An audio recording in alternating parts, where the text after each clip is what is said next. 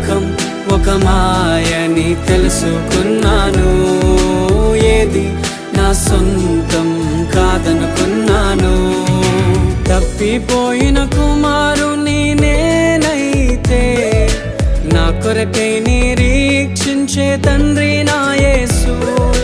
తప్పిపోయిన కుమారుని నేనైతే నా కొరకై నిరీక్షించే తండ్రి నా యేసు.